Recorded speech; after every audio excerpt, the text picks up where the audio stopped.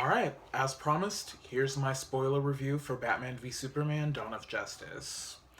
Now, I've pretty much covered a lot of my feelings about the writing and the cinematography and whatnot in the non spoiler review. There were some things I didn't really have time to get to because, as I mentioned in the description box for the first video, I am doing these videos so far on my iPhone, and I don't know why, but for some reason, the videos will never upload if they're longer than 15 minutes. I'm hoping this will change when I get a proper camera, but for now, this is what I'm working with.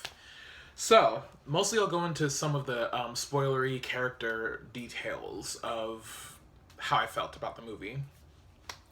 Now, the first beginning sequence, which was a dream sequence, detailed the death of the Waynes and Bruce falling into the Bat Cave and then the bats coming at him and everything like that.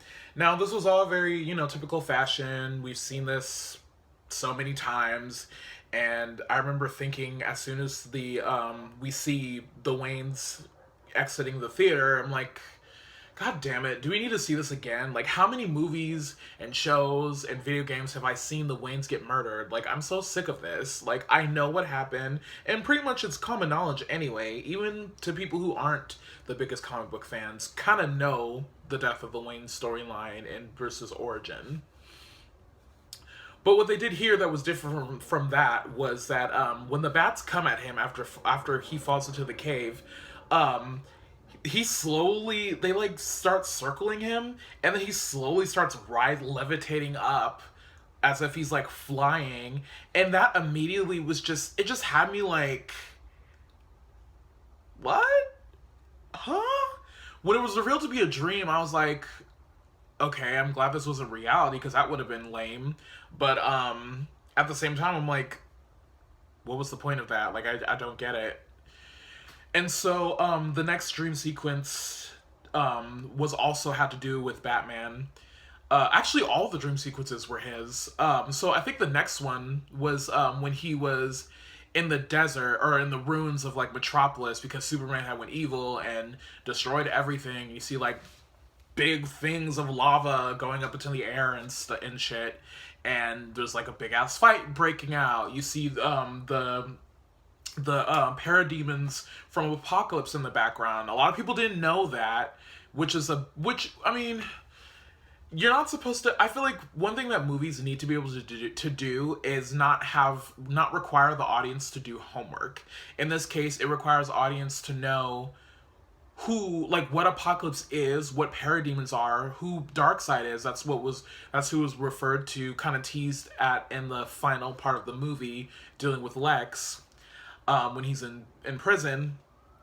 And it was unfortunate. I was thinking about like some of like the audience members who weren't familiar with the comics or who hadn't seen like Superman the animated series or like the Justice League show and stuff like that, and weren't familiar with those kinds of things. Even I, for a second, was just kind of like, huh? But then I was like, oh yeah, those are the parademons, right? But anyway, in this dream sequence, Batman is using like automatic weapons. He's shooting. He's like doing all this stuff. I'm just like, okay. Eventually, we figure out it's a dream, obviously, or well, I kind of knew right away. But I'm like, why is he shooting people? Even in his dream, that's not what he does. Batman is completely against guns. I could see Batman being driven to kill if it came to it. It's never actually been done because Batman is the type of hero who will not kill. But if it came to it, if he were to actually kill anyone, if it were like his life or someone else's or whatever, he would never use a gun, ever. Ever. Like an actual gun that fires bullets, never. He, that was the weapon that killed his parents and that trauma, and he would never use a gun. So that's why that second dream sequence bothered me immensely. And then of course Superman just comes in. He's just evil. He's, the Krypton, the heat vision laser eye like glowiness was actually pretty cool. That's straight out of the comics. That was awesome. But he just comes at him and he kills him in the dream. He kills Bruce, Batman in the dream. And yeah. And I guess this feeds into his paranoia about Superman and about what happens if he becomes evil. So okay. But at the same time, again, not a fan of the whole guns thing. The parademons, while they were cool and everything like that, and I knew who they were, I couldn't help but think about like all the people who don't know what Apocalypse with the K is, and like Darkseid and the parademons and Granny Goodness and all those people, like who were probably sitting there lost, like what the fuck are those? Are those robots? Like what are those? Cyborgs? What are those? So anyway, and speaking of Cyborg, I'll get to that later. But the moment I was referring to in my non-spoiler review, which in which stops Batman from killing Superman, in which he has the upper hand and he's getting ready to do it, is when Superman tells him, he's basically like, I know you're gonna kill me, but like save Martha, and he's like, Batman's like, why did you say that name? Like, what do you know about Martha, kind of thing. And I'm just like, why are you tripping? Martha is a common ass name. It's maybe not as common as it was around the time these comics were created, but there's still a lot of Marthas in the world. That is a very common name. Unlike Hippolyta or like Philippus or like Antiope, the Amazons. But Martha, that is a common name. And so he's like, and basically it was Clark talking about Martha, a Martha. He doesn't know which Martha he's referring to. It takes Lois to come in and like be by his side and say like Martha is his mother's name, Martha Kent. She doesn't say Martha Kent, but she just said Martha's his mother's name. And then he's like, your mom's name is Martha. Basically, he's like, your mom's name is Martha. You get to live. And I'm just like, that's all it took? Really? You had this whole thing about, ooh, if he has the power to take out everybody, he could wipe out the human race, blah blah blah blah blah. A lot of those points were valid. One thing he said though that I thought was stupid, the way he put it, was when he was talking to Alfred and he's like, if there's even a 1% chance that he can eliminate everyone, we have to take that as an absolute. I'm like, for real? 1%? What? What is that? I didn't agree with that. I felt like that line could have that line could have been written better. Because that just was not a good way to put it at all. He could have said something like, if there's even a chance, which there is, then we need to like take that as like, yes, we have to take him out because we can't leave it to chance. He could have a bad day and that's it for us. That would have been like a better line or like something along the lines of that than like, if there's even a 1% chance. I'm like, dude, 1%? 1%. Just one? Not even two. Anyway, I'm being silly. So there was that. What else? What else was there? On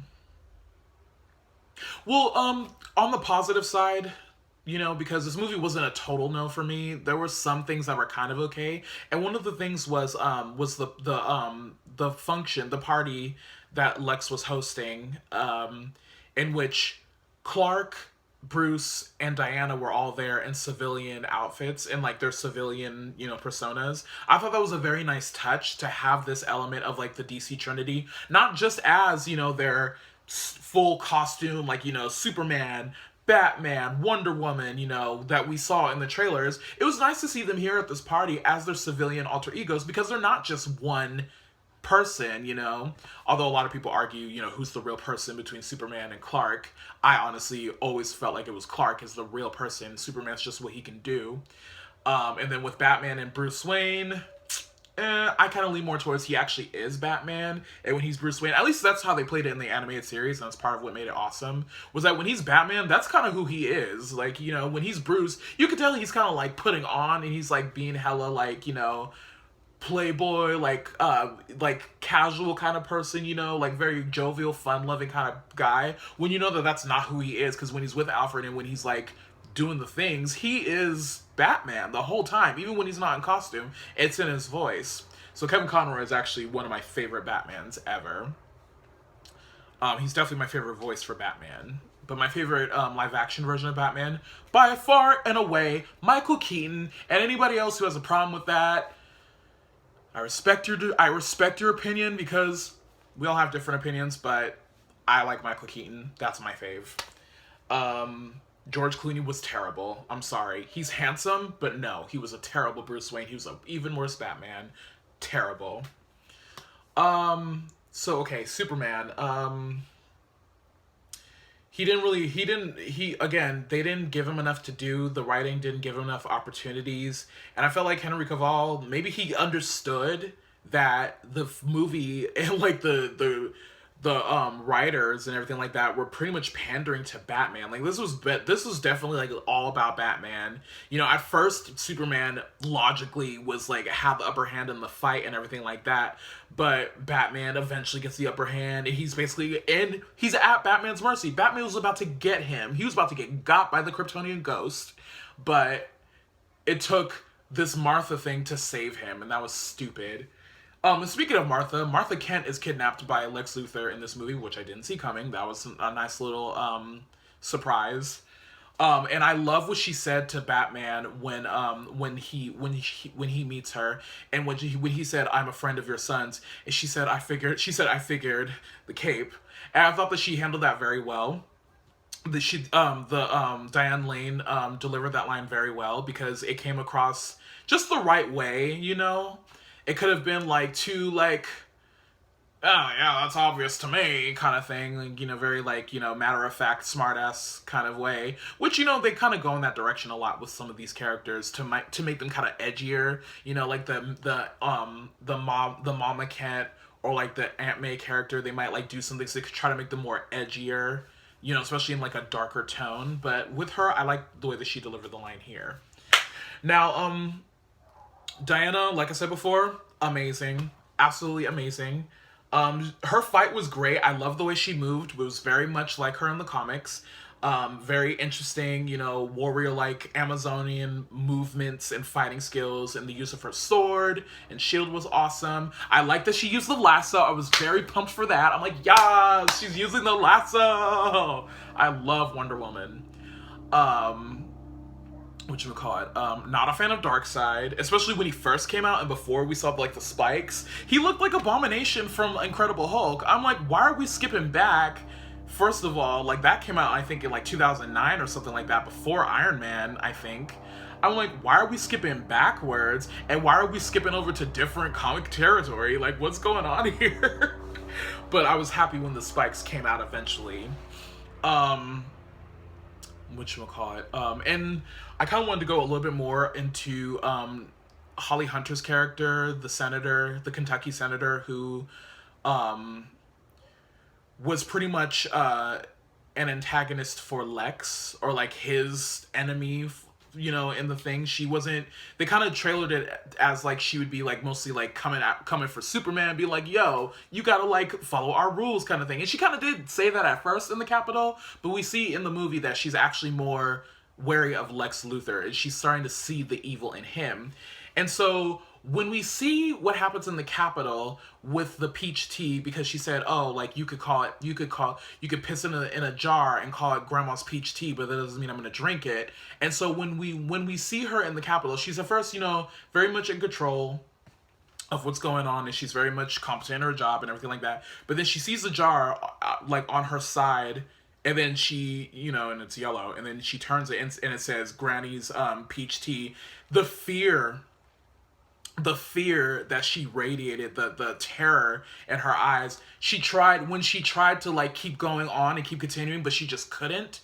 It was just masterfully done, and I think that was definitely the highlight of the whole performance. If there were any award nominations for this movie, she should most definitely get one, because that was some of the finest acting I've ever seen, ever, anywhere. That was amazing. And I think that it would be a real disservice to that actress, and what she brought forth. That was just absolutely amazing. Holly Hunter, as you probably would guess, was also the voice of Elastigirl, aka Mrs. Incredible, from the Incredibles movie. You could tell right away. If you've seen the movie, you'd know right away, like I did. And at first, I was really happy about that, because I really loved The Incredibles. It was one of my favorite movies ever. But it kind of distracted me for a bit. But once I saw that final part with her death scene, and they also killed off Mercy. Not happy about that either. It blew me away. But far and away, as great as that was, and as great as Diana was, and how some things were kind of okay, and the fight scenes were great, it just wasn't enough in the end because the story was just shit.